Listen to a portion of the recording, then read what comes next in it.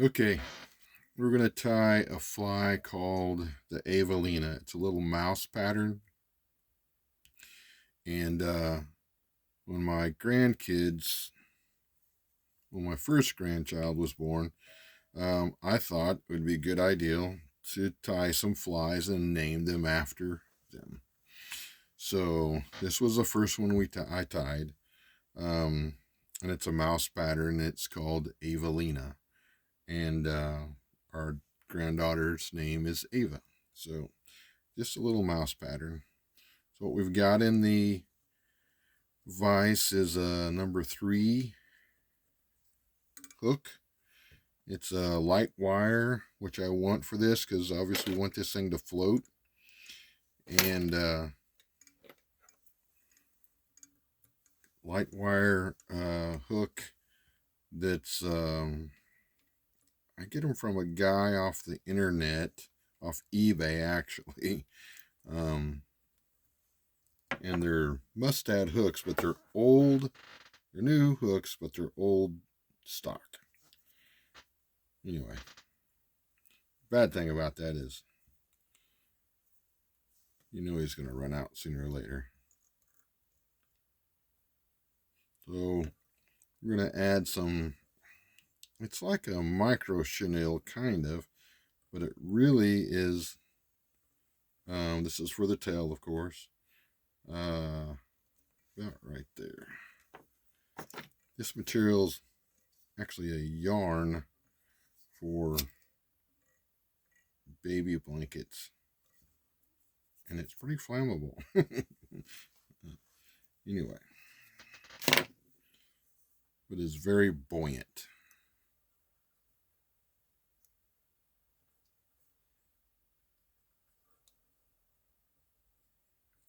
And then we're going to even add some foam to it to try to help it, to keep it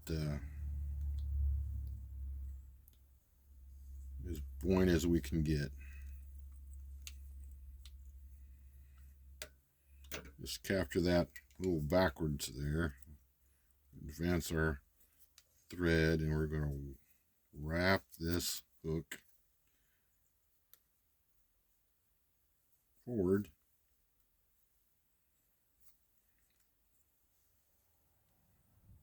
It might be too much. Too many wraps.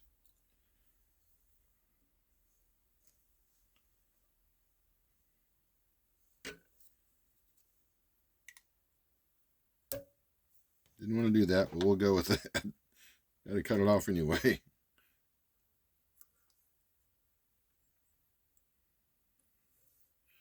Okay. And then I'm going to do a dubbing loop, which I do all the time. Put a little half hitch in there.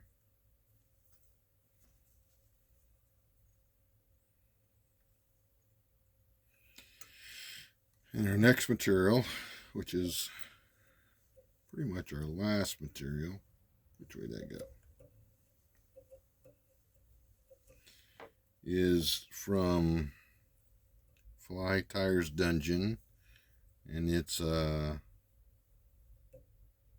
what is it called? Big Bopper. It's called Big Bopper Dubbing. Obviously, mouse gray. We got quite a bit stacked in here. I don't have much to go on the hook there, and I want as much material as I can get in there so it floats. I have used floatant on this also, and that works really good.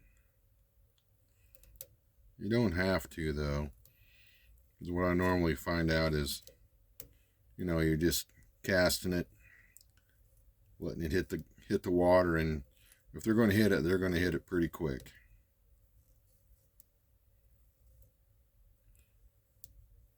So I don't do much action with it at all. Don't really strip it. Sometimes I'll bump it just to move it, see if that helps. But mainly they hit it. As soon as it hits the water, they hit it. If they're going to.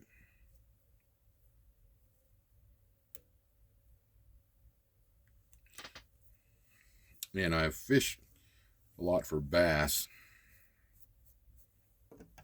Not saying you couldn't use it on any other thing, but I'm just saying my experience with this thing is that, and they love it. They'll jump clean out of the water when they hit this thing.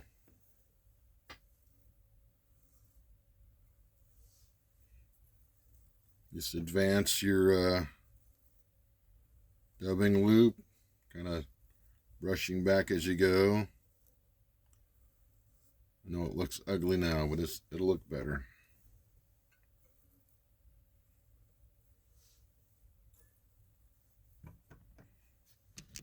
Oops.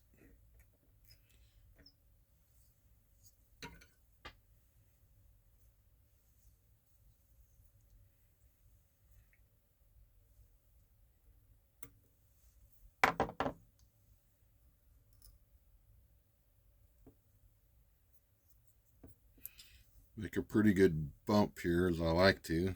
I'm trying to make this a mouse, so mice have pretty good little noses there. I don't know if that matters or not. Ugh.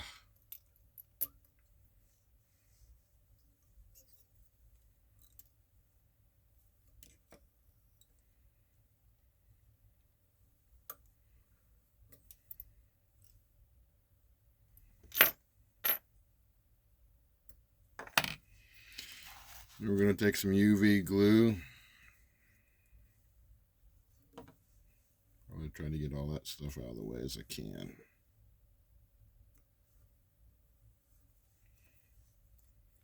It won't hurt anything.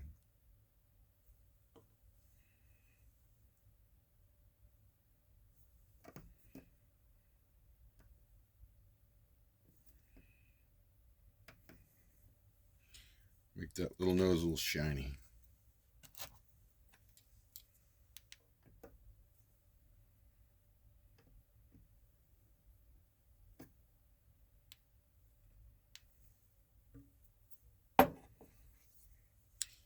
Take your scissors in here and just pick this stuff out.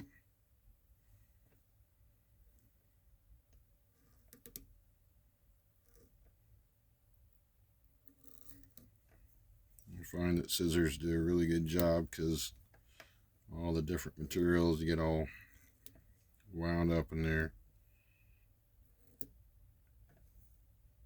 Can't really comb it out. You could probably brush it out decently, but this works good. And it didn't take that long.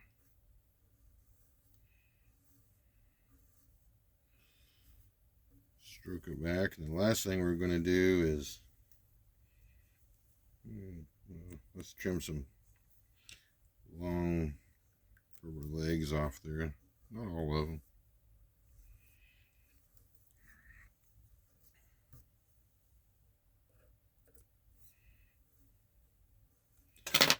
Now we're going to put the eyes on, or make the eyes. Take a little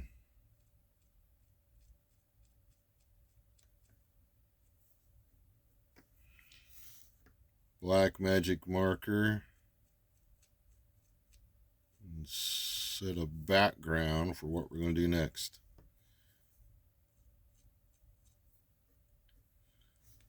Because mice have them little beady black eyes. Take some UV resin. This is Solres thick.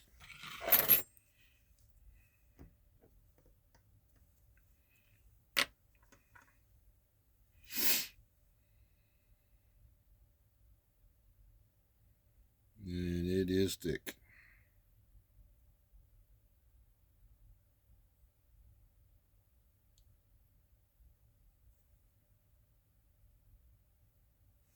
I'm going to push that.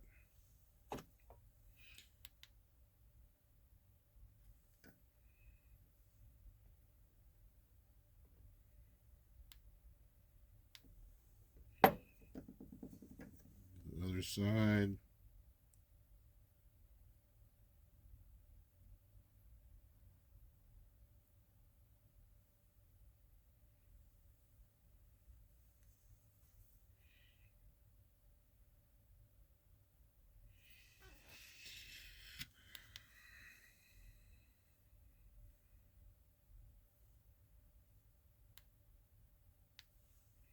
And there you have it.